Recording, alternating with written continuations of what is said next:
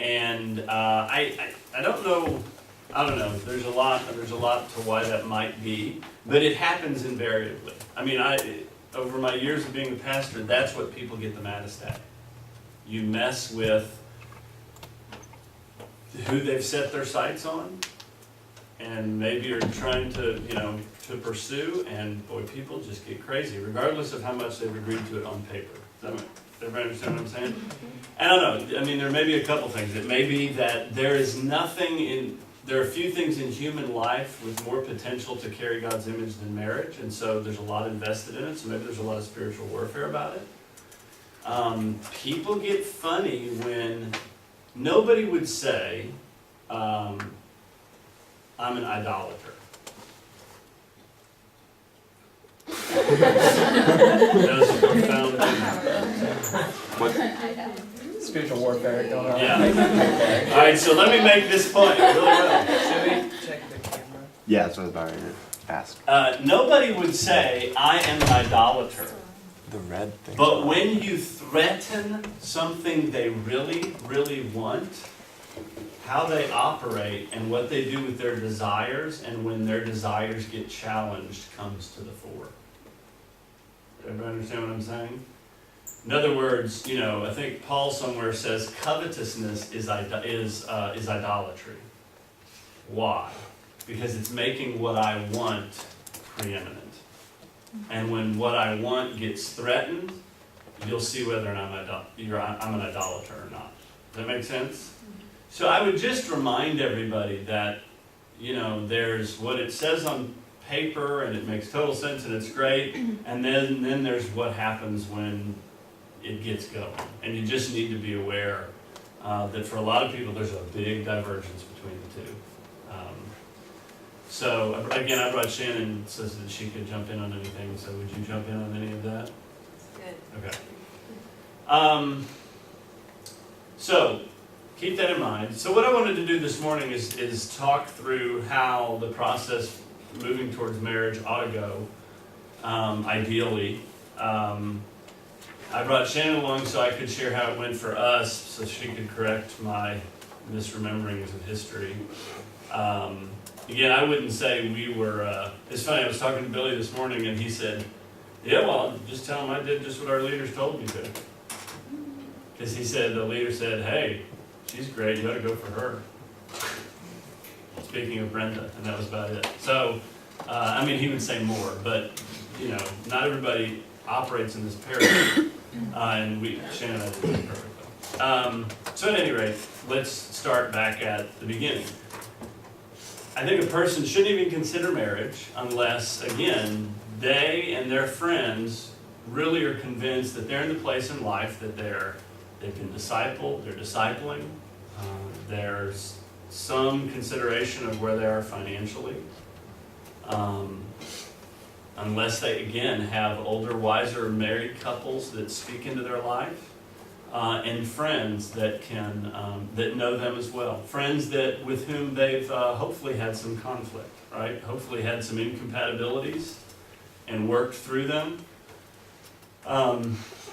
So you start with that baseline, and if somebody's interested in somebody, usually they're going to tell their friends first, right? I'm interested in this person. Maybe obviously tell like a home group leader or a pastor or somebody older in your life. Once there's a sense of, this seems good, seems like a good time. This is typically the way we do it. They would talk to they would talk to their friends, and then they would approach that person and say, hey, listen, I'm interested in you. I'm interested in seeing if marriage wouldn't be a good thing. Could we spend some time together to figure that out? And with the guidance of friends, with the guidance of that circle, figuring out the best way to do that. I know Matt asked last night how that would look. Typically when I talk to people, we talk about, it'd be good to spend some time alone once a week, whatever, getting coffee, spending time talking to one another, but then also spend time around families. Get around other people, get around one another's friends. And usually there's some general sense of that being a finite time. that for 6 months, 9 months, that would go on. Generally, it shouldn't interrupt the way you're living your life a ton. Does that make sense? I think if it interrupts the time you have for people in the body, the time you have for people you're discipling, that's a bad sign.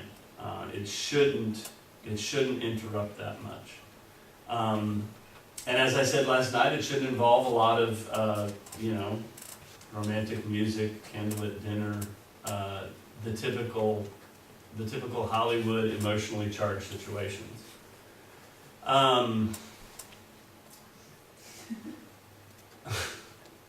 What? Okay. Let's see. And again, the point of this time, and let me say this and underline this and highlight it, whatever. The point of this time is making a decision. The point of this time is to get to know one another, get to know one another's values, get to know one another's heart,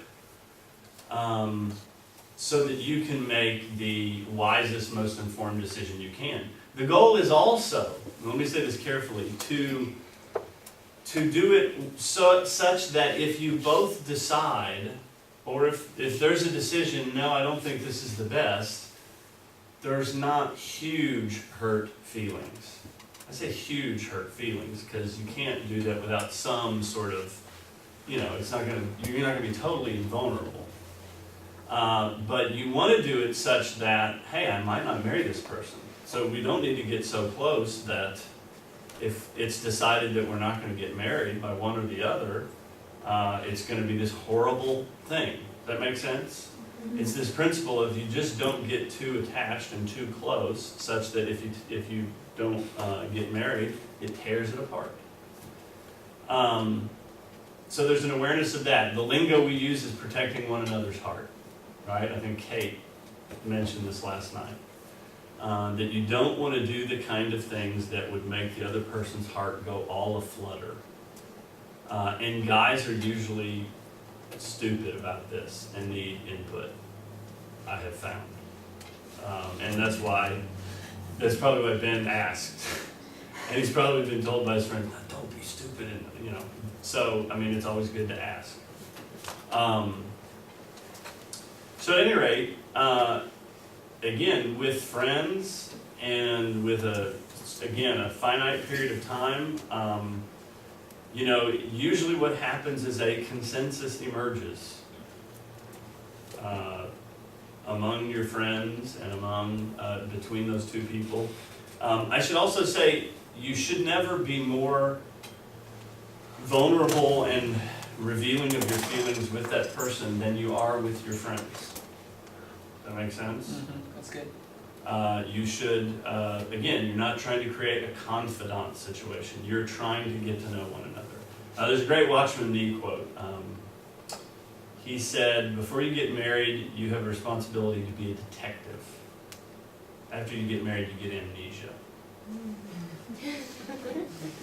And there's a certain truth to it, right? You have a responsibility. People think it's being critical. It's not being critical, it's being wise, right? At least knowing as much as you can what you're getting into. Now, by the same token, as I said last night, marriage is like buying a pig in a poke, to use Billy's analogy. Does everybody know what buying a pig in a poke is? It's a very old expression.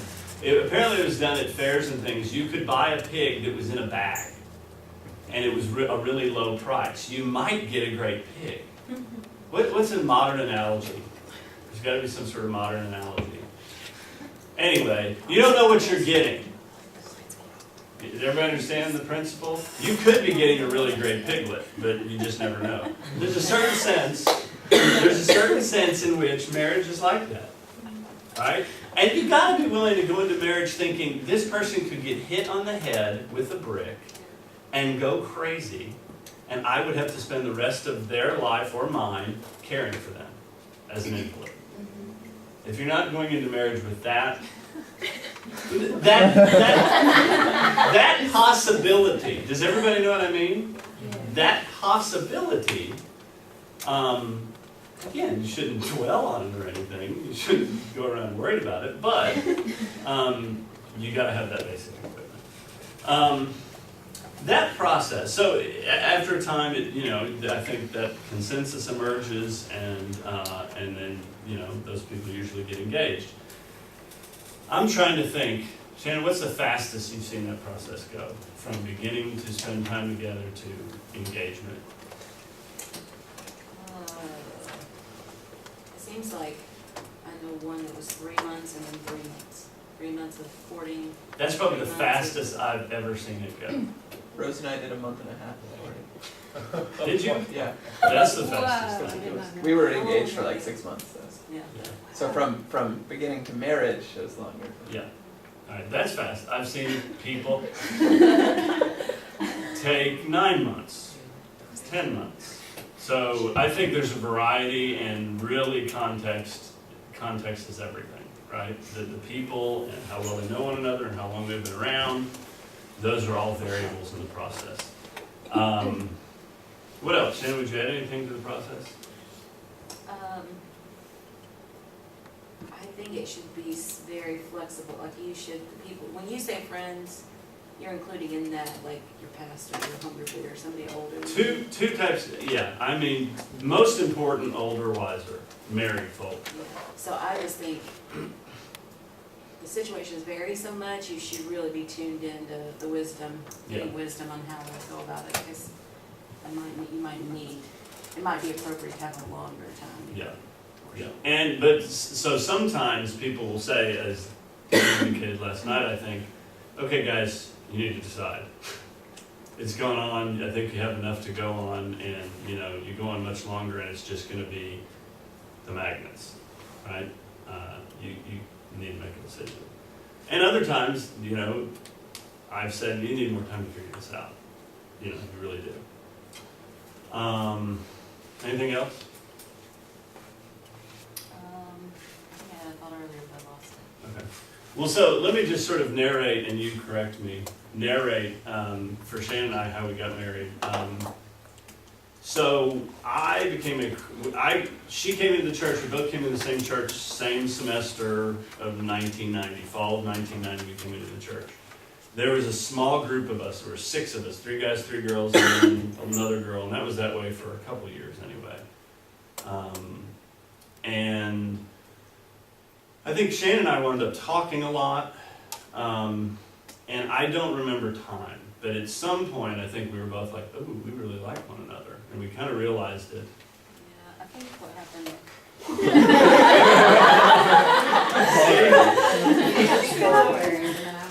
Remember that? No. The group spent a lot of time together. We did everything together. I think that's great. I would like to see brothers and sisters that were very much friends. It seems like maybe this group does that a lot already. I don't know, but it seemed good because we already had fought a lot. We confronted each other on things we'd seen in each other. We were good friends. And that whole group, we were all friends in that group. Yeah. And This is really goofy. We used to sit around and go, okay, let's tell something bad about. we'd sit in a circle Yeah. and we'd practice, like speaking into each other. This is really bad, and then we do, this is really good. This is It was kind of goofy and unnatural, but I'm glad We we were did. just trying to put into practice what we Yeah. were being taught. And we really, really trusted Billy and Brenda and those older people. We really trusted them to the point that we would do whatever they told us to do. I mean, we made stupid mistakes, but if they told us something to do differently, we would instantly trust them and do it. We Yeah. didn't fight them on it. So, yeah, but I think that we ended up talking on the phone more. I think probably, you went to Billy, something happened in the church that made everybody start examining themselves, like for their purity, something bad happened and there was a public confession, and so everybody was like examining their hearts, is there anything wrong in me? And at that point you went to Billy and said, I think I really like Shannon. And he said, wait a minute, did this just happen? Did you just arrive at that, or did you make a decision to Pursue take it from there? Yeah, and do you remember time frame on that? That was our sophomore year in college, Okay. which was a couple of years. So he suggested cooling it back totally off, and pray and wait, and then make a decision to get into a relationship instead of just finding yourself in a Yeah.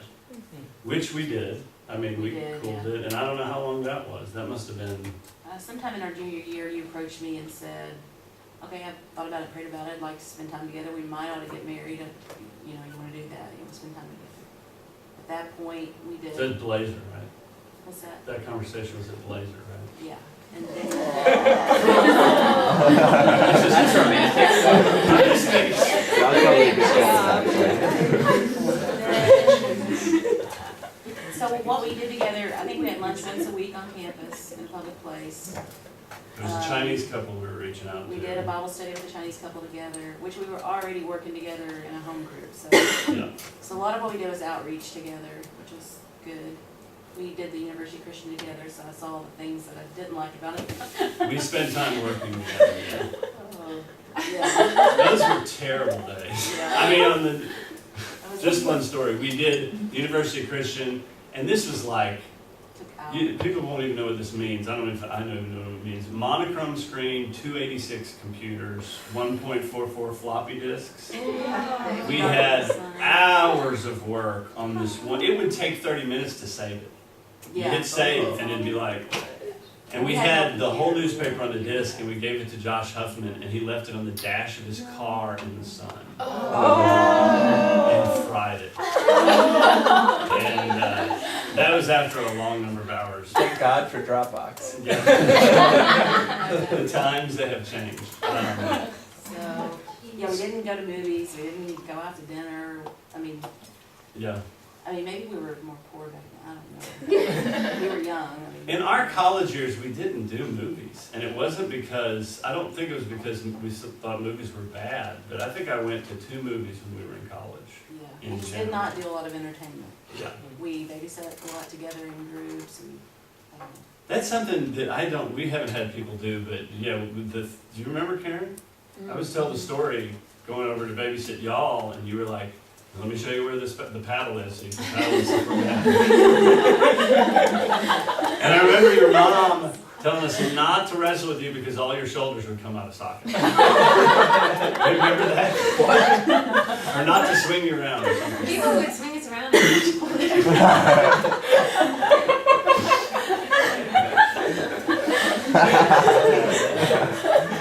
So at any rate, as I said, when I approached my friends and said, hey, I'm thinking about moving ahead with this, y'all thought about it, we prayed about it, and they were like, go. And I was pretty shocked that they were that way. I remember, in particular, Jimmy Leitch, I couldn't believe he was, so he was the only. yeah, so anyway. So when he came to ask me to marry him in our senior year, I was like, yes, did you ask Billy? Did you ask everybody? Did you get clearance from this person, this person? Did James say, or did Billy say? Yeah. But then it was different. The culture was different. People were not excited. They didn't say, oh, congratulations, let me see your ring. There was none of that until we were married. It was not a done deal. Until the week before, it was like, are you sure you want to do this? It was very serious. There was not a lot of. I understand this, Billy did this, I think he still does it. Dan, did he do this with you? He made it clear to me if on the morning of I decided to back out, he would support me. Mm-hmm. Not that he was trying to talk me out of it, but I think he wanted me to know, this is your decision, this is not. Yeah. Yeah. And that was very good. No, he said that, and Dr. John said that like the morning of my wedding. Yeah. He was like, if you don't want to go through with this, that's fine. Yeah. They didn't ask me There's- that. That was different. There is so much. Well, I would like to know how many people get married because the social snowball gets rolling, Yeah. and everybody's like, y'all are so cute and blah, blah, blah, and you don't want to, you have a responsibility to make a decision you will stand with, you will live and die by. So that was long about our junior year. Now, the terrible part is, was it our junior year we went to Monterey? Yeah, like he almost proposed once. So what's really terrible about this is totally humiliating. I was going to propose to her, we went on a mission trip to Monterey, and I was stupid in that I telegraphed it to many people knew about it, so I think it got to her, and then I chickened out. It didn't get to me until you told me, but Yeah. you had Well- to tell me that you were going to because everybody, even the lunch lady that we shared with, the lunch lady knew. So when I got back from spring break, I was like, let me see the ring, blah, blah, blah. Yeah. Oh. It was bad. But that was a moment more on my part of just chickening out, not Shannon or not, but just if I was in the place, if we were in the place financially. Bill Gothard, we had a teaching, I don't know if you guys know who he is. Anybody know who Bill Gothard is? The whole church went to teachings on Bill Gothard, and he said unless you have a job, you should not get engaged, and Chad was a student who had a job. Yeah. So it's probably wise to wait, Yeah, but it was stupid to to tell telegraph everybody. it. But anyway, so I can't remember time frame when we got the ball rolling back. I know we got engaged Christmas break our senior year, and we were married in August. I would say short engagements are better. I would say that, if you can pull them off. And we were not real, I mean, this is a minor point, but we were not, I think we did our wedding for like $2,000. Pictures, dress, everything. Standards were lower back then too. Well, but I would also, I mean, I think that's an indifferent matter, but, It was a great wedding. yeah, I mean, yeah. I have, your dad, Dr. John, has, I think, this thing of high-fiving the groom on the way back from the altar, because there's this great picture of him high-fiving me on our way back to the altar, and I paid attention, he does that in a lot of weddings. It's like his thing. It's a calling card. Just ask him if he'll do that at your wedding. I want that to be part of the ceremony. That's how liturgies get going. Why do you Yeah. say He didn't high five me. The magnet thing.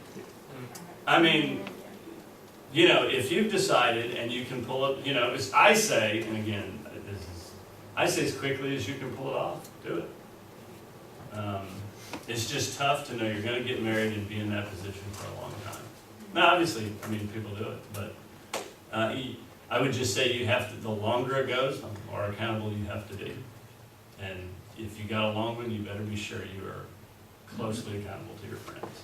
And you better be sure, that's another thing, we don't need to really talk about it, but once people get engaged, they need to be very deliberate about their boundaries. Very careful about those.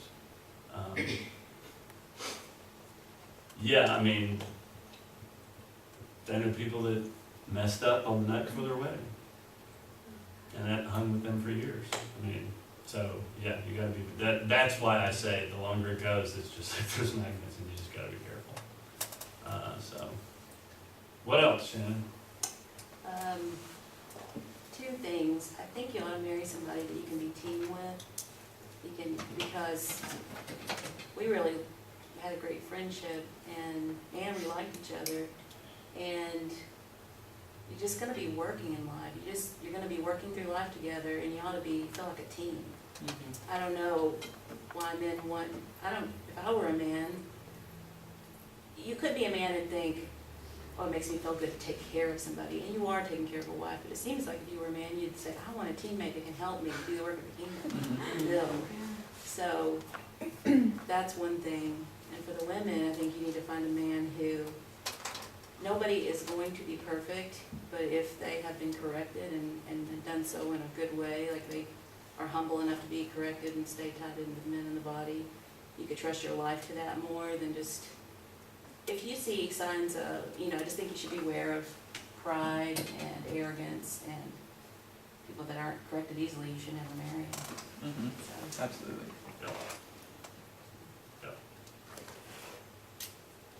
All right.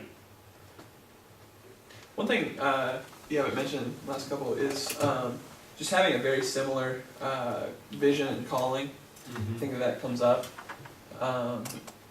If you feel totally called to build church here, and you're like, yeah, I want to build these people, it seems like one of the very first things you should find out about a person that you're thinking about is, well, do they feel the same way? Right. Because I think something that gets going is you'll find somebody who's like a really great Christian, that but they feel called to be a missionary to who knows where. Yeah. And if you're like, no, absolutely not, that's not my calling at all, well Right. then it kind of doesn't, it's a moot, everything else is kind of a moot point, because if you couldn't obey God together. Yeah, those sort of make or break values need to be figured out ahead of time. And by the way, I should add, yeah, Stephen, then Matt. By the way, I should add also, in that period of time when you're getting to know one another, questions about like, I mean, do you want to homeschool or not? How many kids do you envision having? Sorts of questions are important as well. This might be like totally dependent, like change from case to case. But I've always like thought it could be ideal in my mind to have like a vision for my life and know, like not everything, but like a broad vision of like where I'm going. And then when I get married, I just kind of bring a life along like into that, and it doesn't really change. Do you think that's better than like coming together and like together deciding, hey, where's our life going? No, I think, I definitely think you need to have clarity about, like you say, the broad outlines of where your life is going. I think, I wanted to ask Shannon this.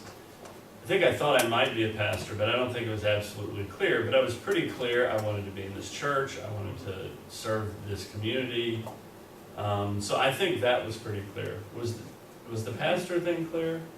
I knew that you felt that God had said that to you, and mostly what I went on was that I knew you were passionate about God, and I knew you were very accountable to the men, and I knew your life was here in this church. Yeah. And I thought that you were a home group leader. Yeah. So I would agree. So like don't be so set on it. Like I guess if you have like something in mind and like what she's saying isn't like lining up with it, don't let that like. Yeah. Or how much should you consider it? Again, I think if you know God has called you to Tajikistan, whatever, you know what I'm saying? If you have a clarity about something like that, y'all need to compare notes on that. And if there's there's no way she's, or vice versa, then you shouldn't do it. Things like, well, I don't know. Am I answering your question? No, you're right. Okay. So I definitely think you have to think about another one that's come up. Laura Williams, now Jewel. She married Brian Jewel over at Cornerstone. He was interested in her. The first thing I asked her in that whole process was, is staying here a make or break deal in this church? And she said, boy, I'd really like to, but no. Like I would be willing if it was the right situation. Obviously it was. So that's an important question. Yeah. Yeah, I was gonna add on to Dan's point. I've heard multiple like men in the church talk to me, and they're like saying you want to make sure as soon as possible that like if there's a girl outside of the church that she's committed to the church vision and not like going along with it because she wants you. It's like you don't want it to be like she's thinking, oh, I really want to marry this guy, so I'll go to the church. It's like a contingency, like a package deal. I know somebody who actually pursued a gal that was maybe not even a Christian. They got married. And people were saying, you don't do that. They got married, and I think he would say, they're doing great, but I think he would say it definitely made things much more complicated because, is she responding to God just because she's interested in you? Is she a part of the church just because she's interested in you? So yeah, that's definitely one. Maybe you already said this, but I think this is wisdom, but we can't use it as like a bat to hit people over the head when they come in. Because I think that there's room for things to be done a different way and still be within God's will. Yeah. We've had people come in who were dating for years, ended up getting engaged and getting married right away, and they're fine. Yeah. But they just weren't raised in this system. And I remember when, and I think that rocks a lot of people's worlds, because I remember when the Epperleys showed up, they were not married. Do you remember how shortly after they joined the church that they got married? It was a while. And I remember Billy sitting down with people that were around and said, don't mess with them. They've got all this history together. It is really hard to untangle this. Now, I should also say there's been couples that have come and decided, you know what, we're going to cool it. We're just going to break this off and start from square one. So I've seen both happen. The Higginbothams are probably an example of a little bit of both, because it seemed like they broke up for like a month, maybe. we just haven't put a ring on her finger. But they had been dating for like, I want to say 7 years. Middle school or something crazy. they had been dating forever, so, yeah. Trying to think of other examples. Seth and Sam. Yeah. Seth came to the church and he was already dating Sam, Yeah, and we decided to just kind of, yeah, that was good. It was kind of one of those things, small hometown, yeah, started dating in high school, and they had this relationship going, you know. yeah. Yeah. What else? Did you ask a question? You had your hand up. I had a question. You made a comment in the sort of decision-making period, you shouldn't be more open and vulnerable with this person than you would be with your other friends. Would you say that's also true during an engagement? Or would you change that?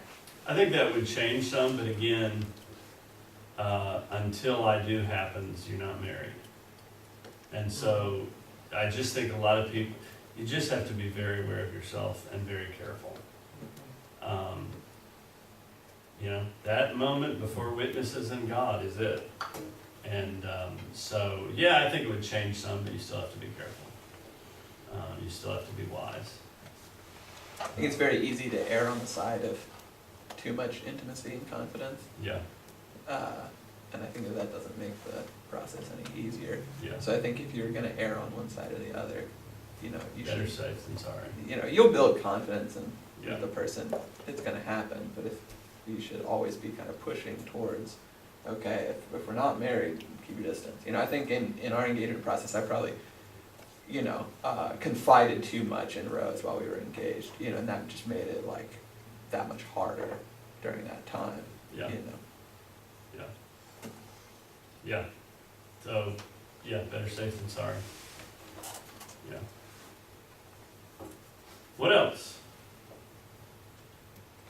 Any other questions or thoughts on this? Does anybody else have more questions from last night?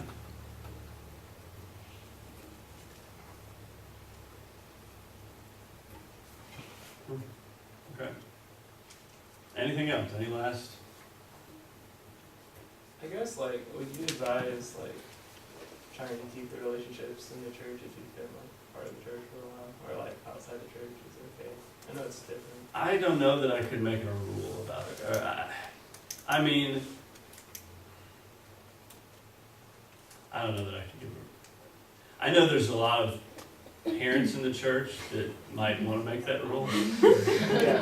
And I understand where they're coming from. I don't know that I could say, yep, that's the way it ought to be. I understand the wisdom and I appreciate it, and that's all I'm going to say. That's all I'm going to say from right here. You know, I would have different conversations with people one-on-one. Does that make sense? Yeah. I think if you let God work in your heart, it changes what you're attracted to. You don't have to work it up. You're Yeah. attracted to godly people that have worked their lives in a relationship. That would be the most attractive person in the room to you. I mean, you'll want to marry that Yeah. sister that you've known forever. I think something I would go back to what I said last night. Always examine why you're attracted to somebody. That's good. Just always figure that out. Sometimes people are attracted for very superficial reasons, and you want to see if you can figure that out. And again, there may be beauty, but when you examine it, there's a whole lot more too. And that's, you know, or maybe there's not. But all that to say, I just think you need to be deliberate about how you know, examining yourself on that. One other thought I had before we finish up, I would encourage you all to,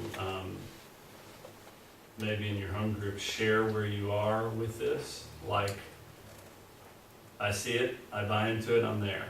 Or, I understand what's being said, but I'm trying to figure it out. Does that make sense? I just in the name of honesty, vulnerability, if you aren't necessarily sure you agree or understand or whatever, I think it's important to articulate that. Does that make sense? It helps other people know where you are. It helps you. You know, people don't need to be going around assuming that you're bought in if you're not really bought into it. So I think it's important to, you know, articulate where you are. All right, Shannon, any last? It just seems like women, a lot of times women walk in fear in this area, and sort of a fear and a grasping for is somebody gonna love me, is somebody gonna pick me, am I never gonna get married, kind of thoughts. And I feel like that you can meet God and He is the giver of all good gifts. If it's not from His hand, it's not a good gift and you don't want it. So just Amen. knowing God, trusting Him That's in good. it, and there is no good thing outside Him, so you're not missing out. Yeah. So, I don't know, just dealing with that fear and not making choices out of it. Yeah. Yeah, that's really good. All right. Well, let's pray.